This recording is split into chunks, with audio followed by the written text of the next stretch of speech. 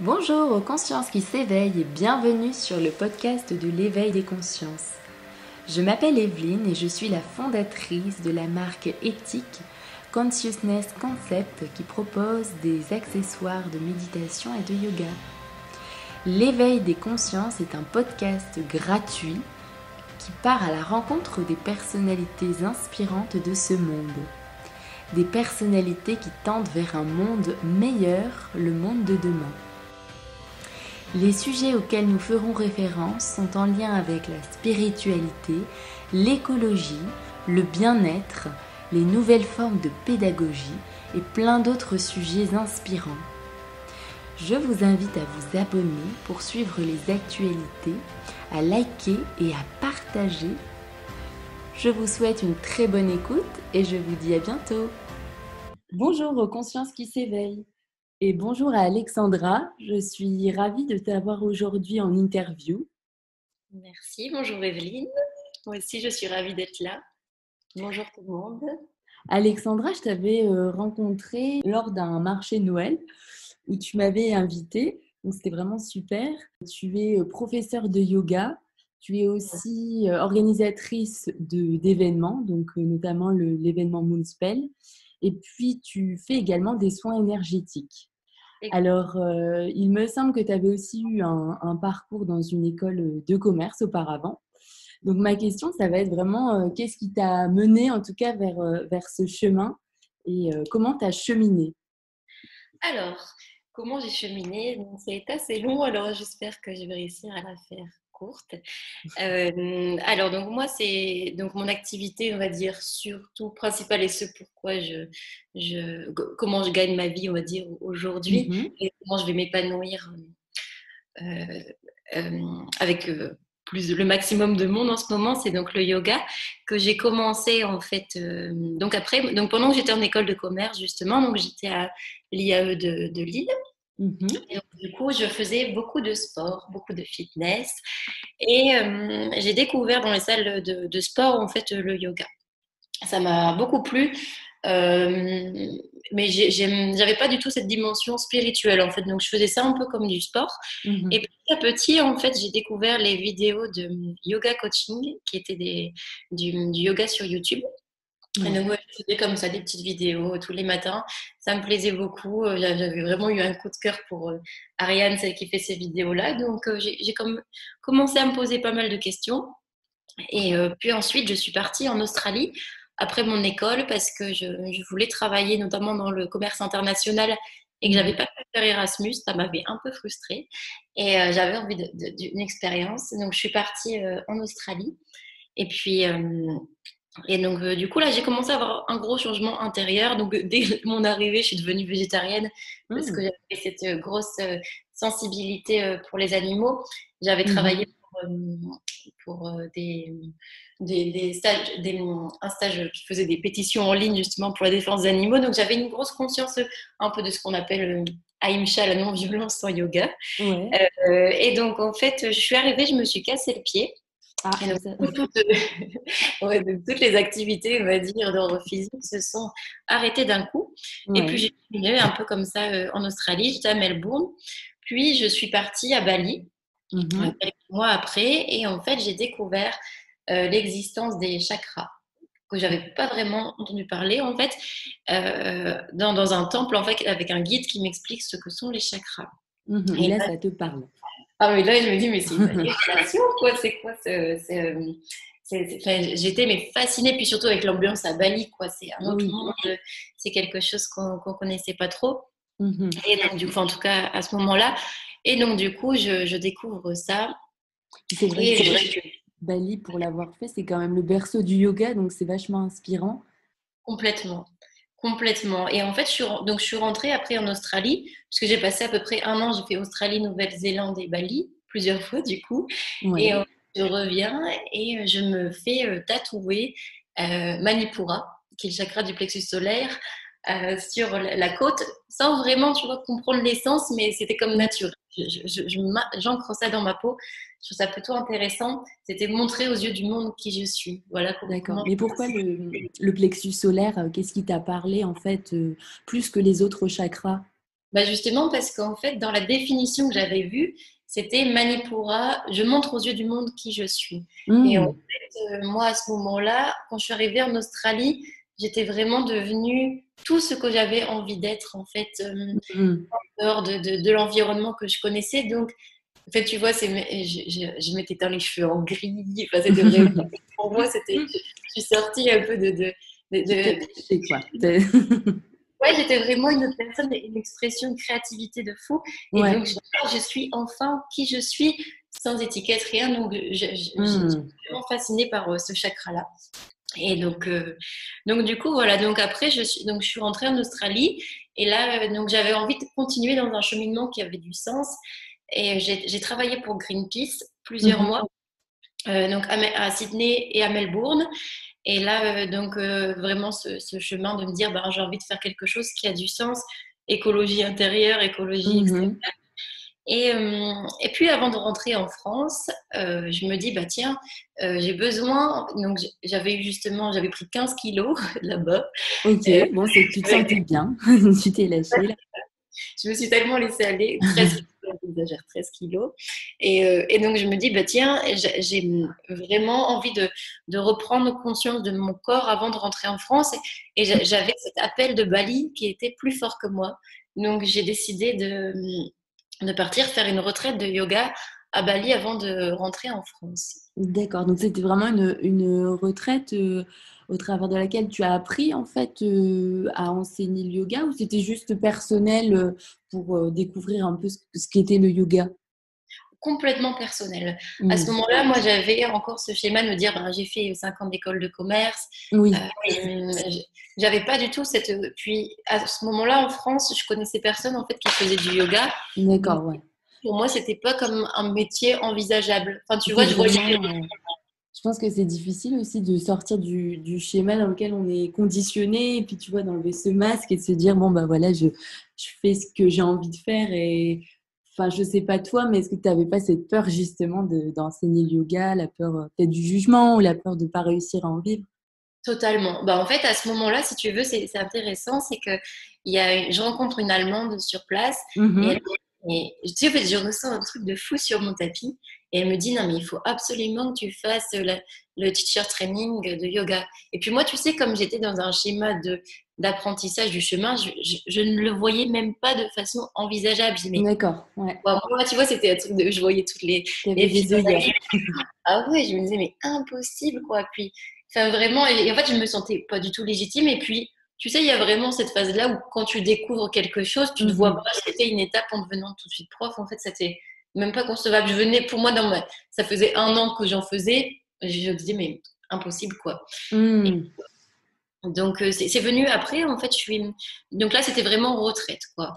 Et là, c'est marrant parce que je découvre, en fait, un yoga, donc l'Ashtanga Yoga, que j'enseigne Mhm. aujourd'hui, l'Ashtanga Vinyasa. Et en fait, je le pratique sous forme de Mysore, donc qui est, en Alors, fait, qu'est-ce que c'est? qu'est-ce que c'est le Mysore? La Vinyasa, c'est une pratique, en fait, où on fait toujours les mêmes positions, la même série de yoga. Le D'accord. Mysore Style, c'est qu'en fait, quand l'élève a une pratique plus avancée, il pratique la série. En fait, il la connaît par cœur. Et le Mhm. professeur est juste là, en fait, pour faire le comptage en sanskrit et pour juste ajuster les élèves. Donc, moi, je me retrouve dans des Alors, salles. en quoi ça consiste, tu vois, cette répétition? Le fait de toujours faire les mêmes mouvements, quel est l'objectif en soi? Bah alors en fait, l'Ashtanga Vinyasa, c'est vraiment l'idée, c'est qu'on appelle, il y a plusieurs séries. La série 1, en fait, on appelle la série qui nettoie le corps. En fait, Mhm. c'est que cette répétition, donc, ça permet vraiment de venir nettoyer le corps par la respiration, qu'on appelle la respiration Ujjayi. Et en fait, la Mhm. répétition de mouvement, en fait, nous permet de voir très facilement les progrès qu'on fait et nous permet de... C'est un yoga, en fait, donc, qui vraiment évoque les 8 chemins du yoga sur le tapis directement. Donc, on a la philosophie en fait du yoga en pratiquant les postures. Donc, c'est D'accord. quelque chose qui est vraiment, on va mettre en avant en fait ce qu'on appelle tapas, qui est la discipline, parce que c'est un yoga qui n'a, donc on n'a pas de musique pendant qu'on pratique. C'est vraiment, ça va, c'est vraiment difficile, on va dire, au début. Faut y aller. Puis on travaille 6 jours sur 7 la posture, donc ça va être Mhm. toujours la même chose. Donc, c'est pas le yoga que tu vas faire pour te distraire, c'est que c'est vraiment un investissement personnel et que cet Mhm. investissement va devenir tellement fort au fur et à mesure, en fait, que ça va te mettre face à un mur de dire, mais aujourd'hui, j'ai plus le choix, en fait, d'appliquer, en fait, les valeurs du yoga en dehors de mon tapis. En fait, pour moi, c'est comme ça que je l'ai. Mhm.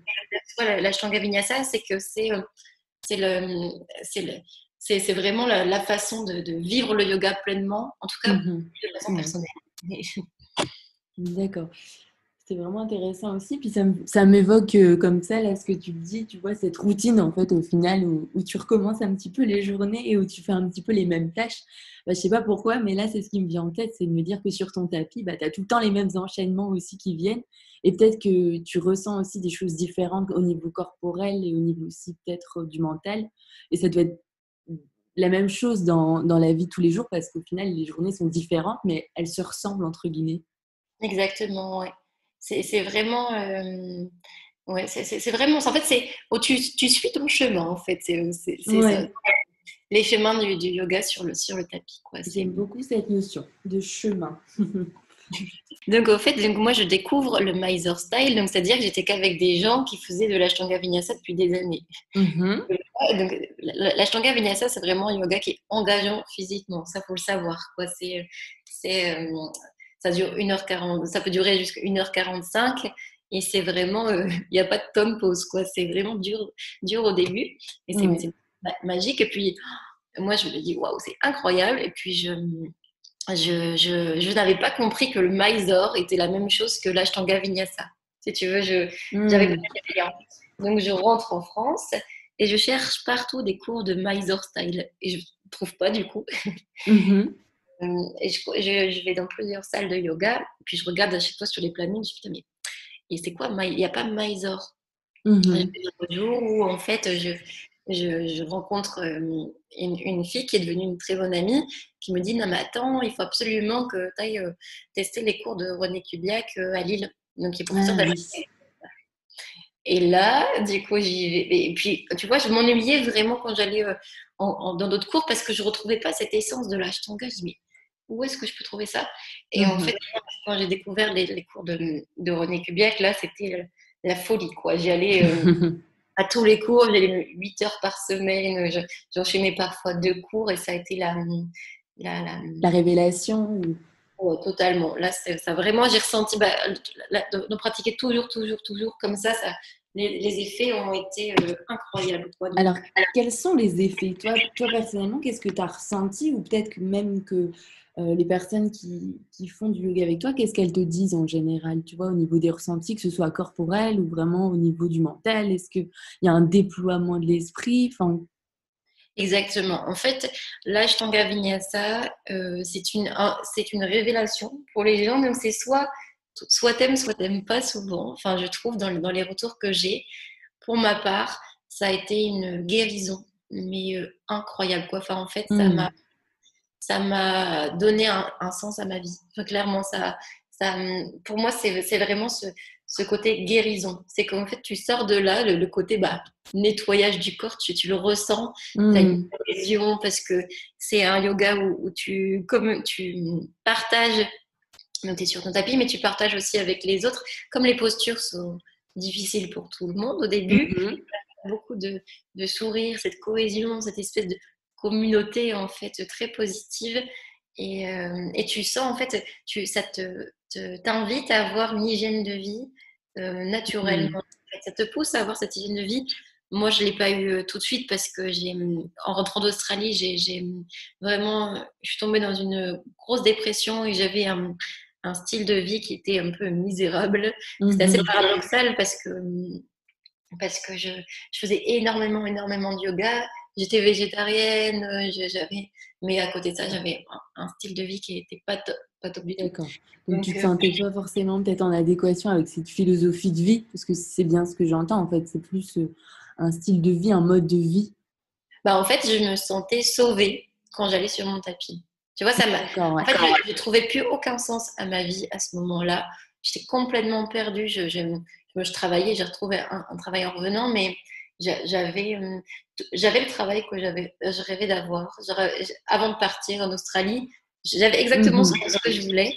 Et en fait, j'étais dans un état dépressif très, très, très, très Mhm. fort. Et le seul moment où j'étais bien, en fait, c'était quand j'étais sur le tapis. Et c'était vraiment, mais libérateur.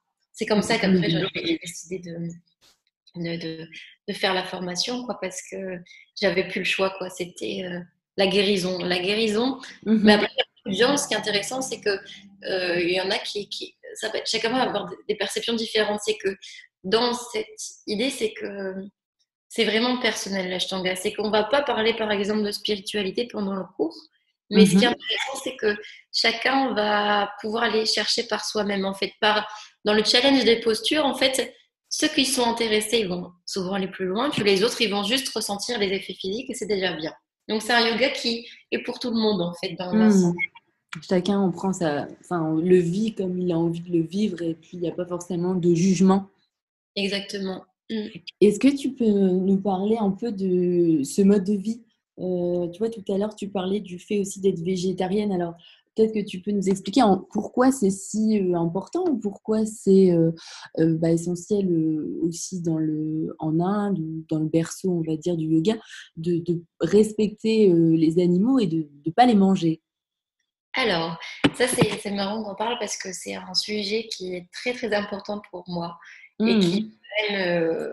qui m'a transformée en quelqu'un d'intolérant parfois. Parce Ah. que pour moi, j'ai vraiment ressenti comme je comprends. J'ai eu ce moment de dire, je comprends pas comment on peut manger de la viande, quoi. C'était vraiment, en fait, quand je suis devenue végétarienne, moi, c'était la vie, quoi. C'est nécessaire, quoi. C'était plus possible. En fait, Ouais. dans le yoga. Donc, il y en a, ce que je vais te dire, il y en a qui vont pas être forcément d'accord avec cette notion en fait de ahimsa. En fait, dans le yoga, donc on a 8 chemins. Et donc, du coup, dans un des chemins, on va avoir ce qu'on appelle ahimsa. Donc, 8 chemins pour atteindre l'illumination qu'on appelle samadhi. Mhm. Et donc, en fait, dans cette notion de ahimsa, on dit donc ne pas être dans la violence, en fait. D'accord. Moi, je l'interprète avec mon cœur de façon violence pour aucune forme d'être vivant. Donc, je vais l'interpréter de cette façon. Donc, on respecte tout le monde. Parce qu'en fait, on est dans cette idée bah, on fait tous, hein, on fait partie de cette grande intelligence artificielle ensemble. Et en fait, Mhm. quand tu manges aussi de la souffrance, et ben quelque part, tu vas engendrer la colère à l'intérieur de toi, engendrer en fait la violence de manger un animal. D'accord.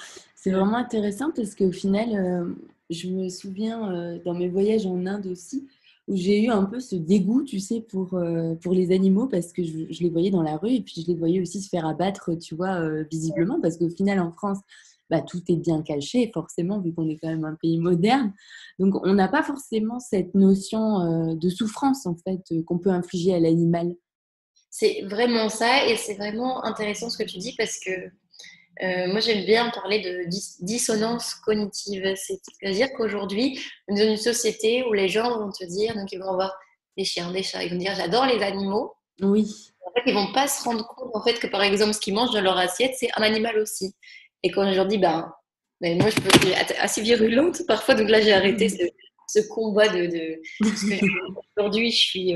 Ça te mène vers la sérénité d'accepter aussi que Ouais, les autres ne ouais, peuvent voilà, pas. c'est ça. Moi, je suis vraiment chez moi complètement végane. Et donc, c'est vrai à l'extérieur que je vais manger un peu de fromage, etc.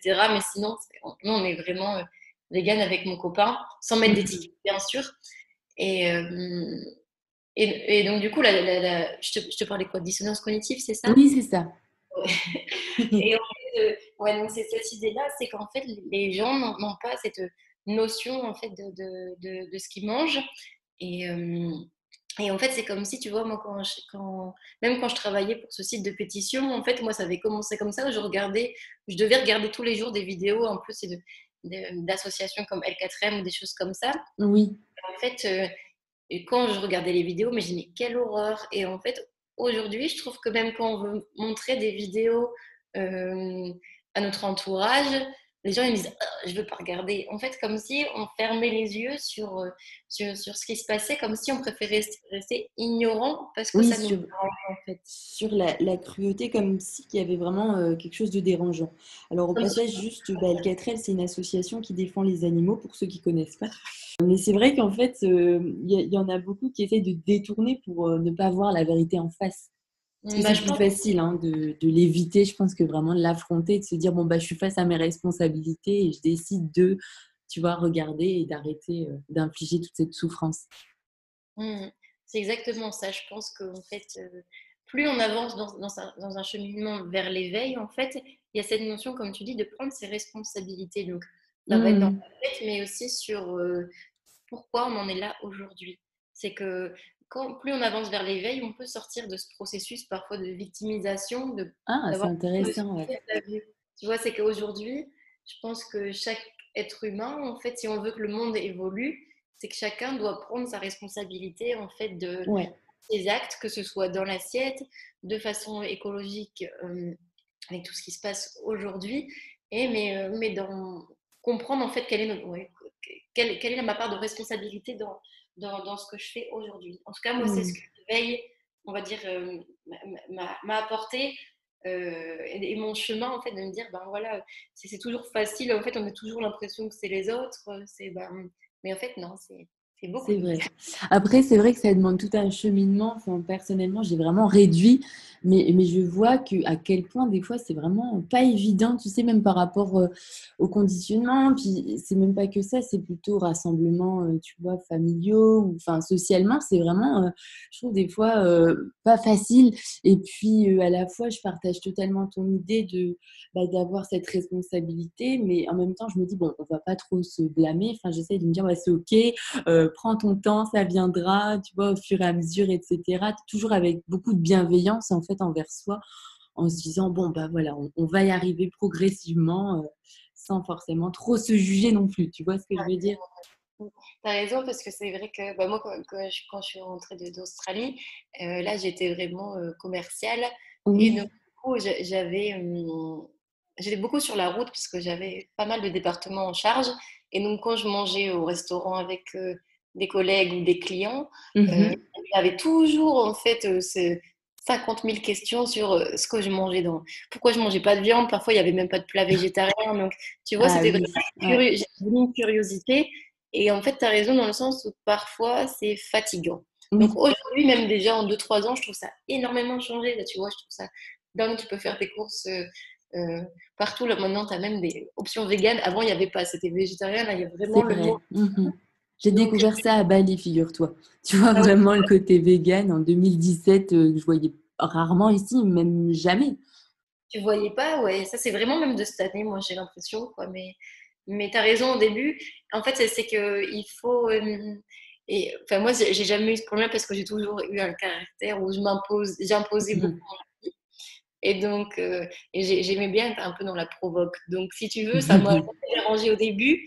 Puis maintenant, là, quand on me demande, j'ai plus le courage d'expliquer. Tu vois, je suis un peu. D'accord. Oh, laissée- J'ai eu, c'est pour ça qu'avec le projet qu'on a lancé de Moonspell Retraite dans Retreat, c'est que mhm. on a cette idée que tous nos événements soient véganes pour pouvoir, là, c'est une porte, en fait, on explique pourquoi on l'est aux gens. Donc, comme ça, on dit, bon, bah, comment on veut expliquer aux gens plutôt que d'être tout le temps en train de se justifier de ce qu'on mange. On dit, bon, voilà, on va l'expliquer pendant ces événements-là, même via des conférences ou des choses comme ça, pour se dire, bon, là, au moins, c'est fait de façon peut-être plus douce et pas être tout le temps en train de se justifier, quoi. En fait, c'est cette D'accord. sensation-là.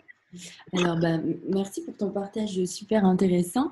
J'allais justement en venir par rapport au Moonspell, donc tu avais décidé d'organiser le Moonspell Festival, bon, qui avait dû être un peu décalé avec la situation sanitaire actuelle.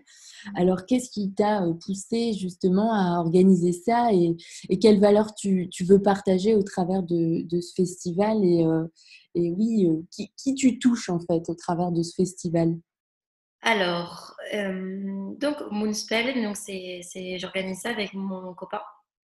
Donc, on s'est tous les deux rencontrés au festival Ganesha, qui était un festival du coup en Belgique, qui regroupait en fait beaucoup qui était vraiment un espace de rencontre autour des médecines alternatives. Mhm. La démarche personnelle, en fait, c'est que justement, je t'expliquais quand je suis rentrée d'Australie, j'ai eu, je peux pas dire le terme burn-out, mais j'ai eu une accumulation de blessures, en fait, que je ne voulais pas regarder, qui sont devenues à un moment donné où je n'avais plus de, comment on appelle ça, je ne savais plus à quoi me raccrocher. Donc, je te disais tout à l'heure, oui, j'allais au cours de René, etc.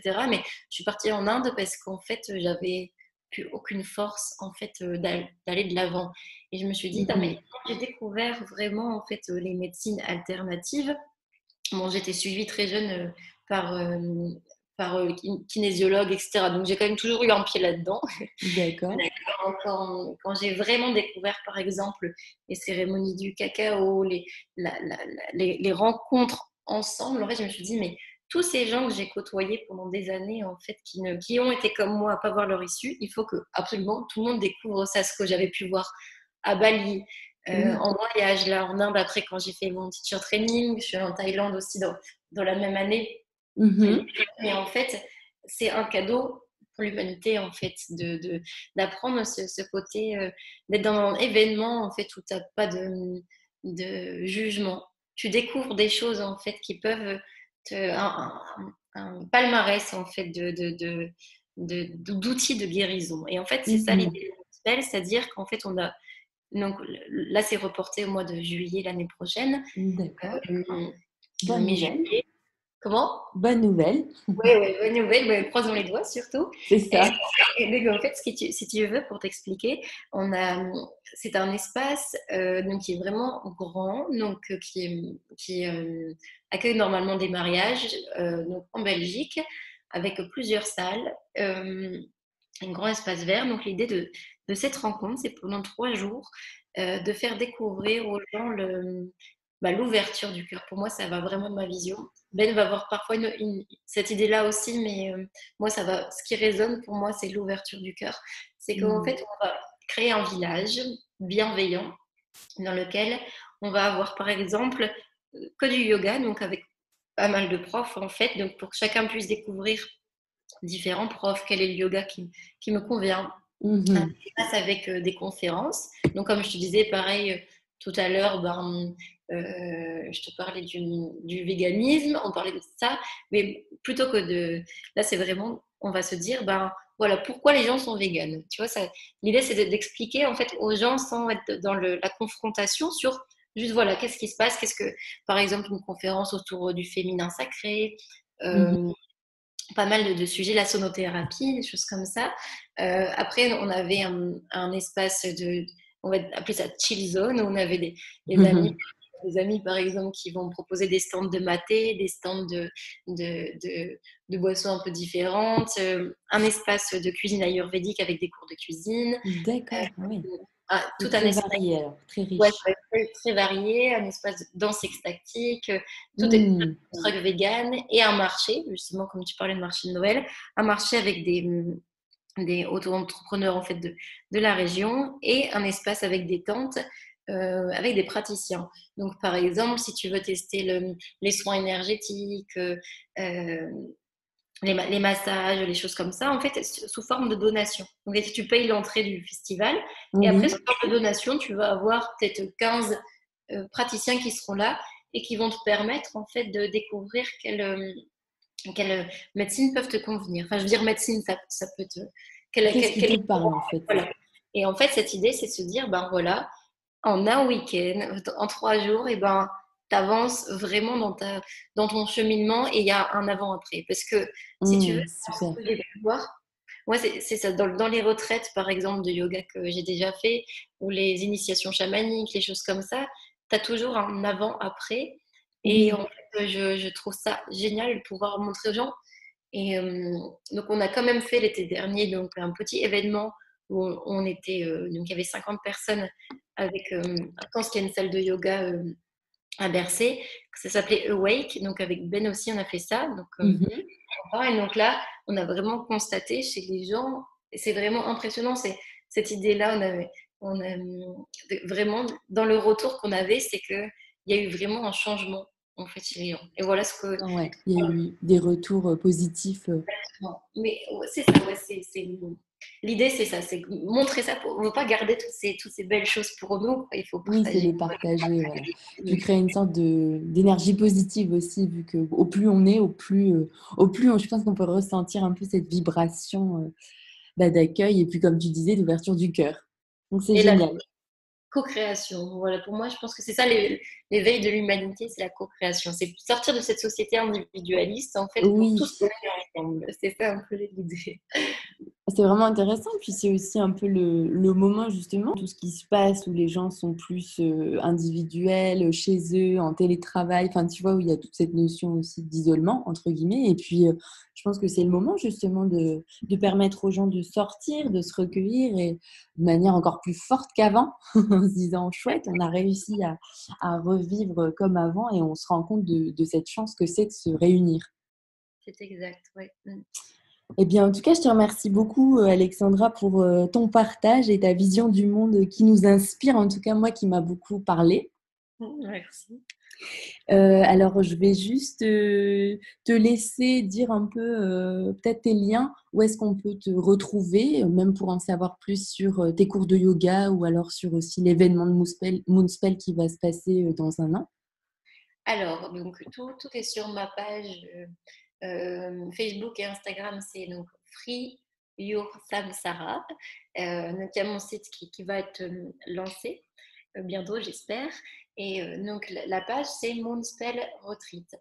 Et donc, vous pouvez aussi trouver toutes les informations sur www.moonspell.org. Donc là, ça va être surtout les événements liés au festival. Et, donc, du coup, ouais, surtout de ma page, il y aura, donc je fais beaucoup de choses. Donc, j'espère que je ne vais pas perdre trop de personnes sur